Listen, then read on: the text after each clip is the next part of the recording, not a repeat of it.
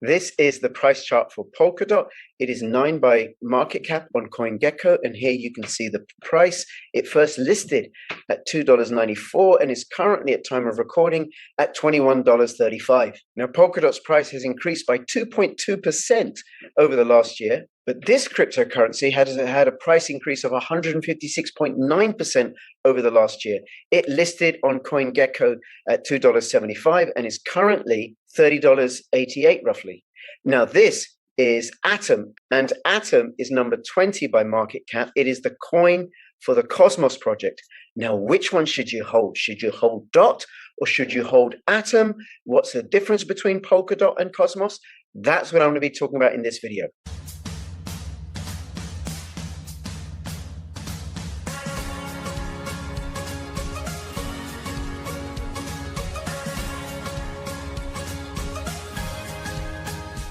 Apollo had produced the ultimate hardware wallet for your cryptocurrency assets, probably the most secure hardware wallet going. Use my affiliate link and the code for a discount.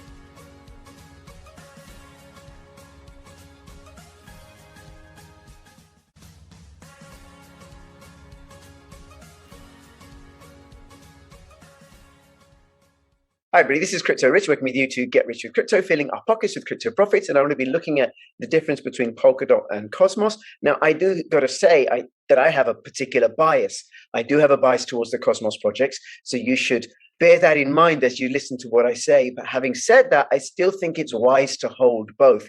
You know, have Bitcoin Cash and Litecoin, have Monero and Pirate Chain, have Polkadot and Cosmos, because by doing so, I think you get to hedge your bets and you get to ride both projects as they grow in value and as their ecosystem gets larger and larger. Now, in September last year, I recorded a video which I posted in 2 parts with Cryptos Chain, another YouTuber. He does a lot of stuff on Polkadot. So you can go to his channel and find out more about Polkadot. And I shall link to his channel in the description to this video. And this is part 2, where we go into more detail about the crowd loans and also Kusama, which is the sandbox version of Polkadot. They release stuff on this working testnet and then they release it into Polkadot. And then about last week or so, I had the privilege of recording a video with CryptoCito and Confident in Crypto. And those two, they cover the Cosmos projects a hell of a lot. And in this video, we talk about how we got into Cosmos and we go through some of the basics of the Cosmos ecosystem and what's coming down the line. So I recommend if you want more info on these projects, you go through those 3 videos, as well as doing whatever research and due diligence you can do yourself via the internet. Now, like I said, I do have a bias towards one of these projects, and there's a particular reason why I have this particular bias, and I'll let you know right at the end of this video. So make sure you watch it all the way through so you understand it fully. And there's also this other thing that I want to say, which is that how we are as human beings is we're constantly comparing, and possibly out of a desire to compete or something, or this one is better than this one. This one is better than this one. Cosmos and Polkadot have very different features. They both offer interoperability, the ability for different blockchains to communicate with each other, but they have different solutions. They also are much, much faster and have much lower gas fees than Ethereum. And they have different ways of launching projects on their blockchains compared to how Ethereum did it. The pitfall is celebrating or championing one of these projects at the expense of rubbishing the other one. I don't want to do that. Now, just some basics, which is that Polkadot's circulating supply is 1.08 billion. The total supply is 1.161 billion. Atom's circulating supply is 287 million, and the total supply and the maximum supply is infinite. There's no cap to how many Atom coins will be released. Now, they're both proof of stake coins, and according to stakingrewards.com, Polkadot has a annualized reward rate of 13.9%, while Atom has a reward rate of 13.45%. So not a lot of difference, but Polkadot does have the slight edge here. Now, this video was inspired by this article by Lucas Moore, and I shall link to this in the description below.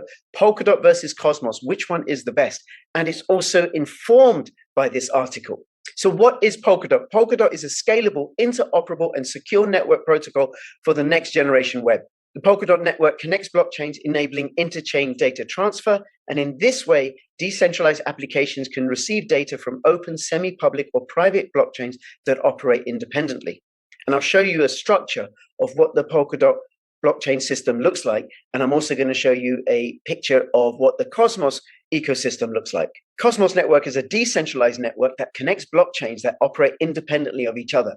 And the Cosmos Network is a scalable blockchain ecosystem where blockchains can interact with each other. And the digital asset used for transfers in the Cosmos Network is called Atom. Now, what you have with Cosmos are these hubs, the Cosmos Hub. And what that does, it verifies and coordinates all the transactions that are happening with the different blockchain using a protocol called Tendermint. Now, what the Cosmos technology allows for is it allows for different blockchains to communicate with each other.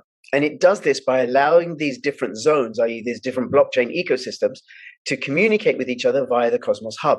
Now, I think of it as shown in this map of zones.com display, where here you have the Cosmos Hub supporting and managing and validating the transactions that are happening between the different blockchain ecosystems.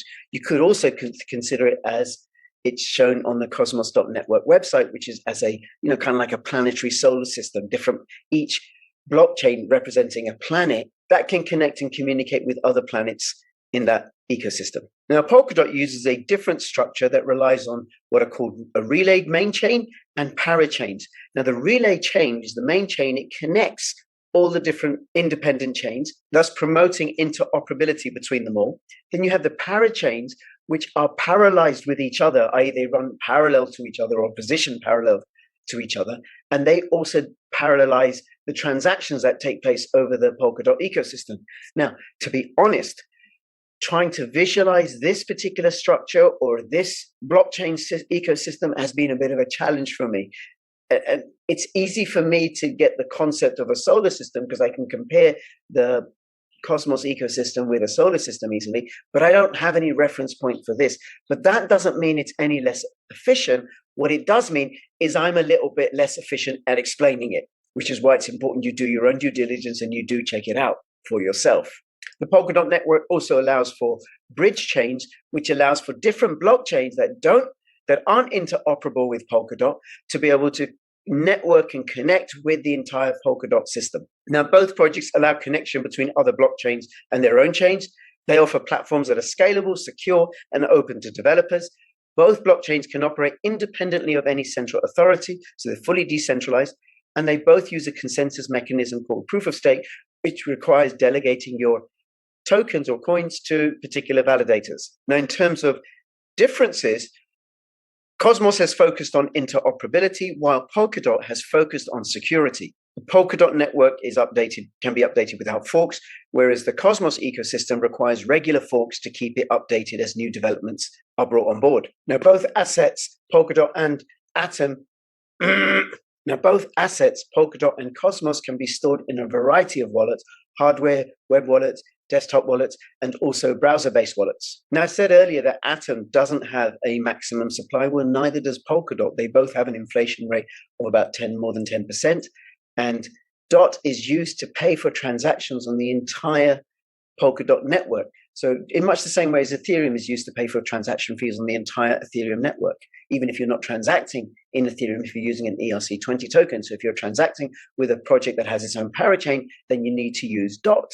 Now, Atom isn't used to pay for fees on the entire Cosmos ecosystem, only for transactions that are in the Cosmos blockchain. Now, there is a key difference between the two, which is to do with how new projects are launched. So with Polkadot, projects that want to launch on that network have to bid for slots as a parachain. And for that, they have auctions, which requires people to delegate their tokens to lock them to support these auctions via what are called crowd loans. So if, for example, there was a project that was launching on the Polkadot network, and after having done my due diligence and my research, I wanted to support this project, what I would do is inside my Polkadot JS wallet, I would lock my tokens with that project as that project bidded for a parachain slot. Now, if the project wasn't successful with its auctions, the DOT tokens will be returned to me. If the project was successful, then the DOT will be returned to me. Plus, projects are then rewarding their supporters that participate in the crowd loans with the tokens that they're launching as part of their project. Now, with Cosmos, it's slightly different. What I do with the Cosmos ecosystem is I stake my coins in my wallet where I have the private keys. So it could be Exodus, it could be Kepler. And then when projects launch, Currently, how they're launching is by giving away their tokens for free to those that stake those Atom in their own wallets.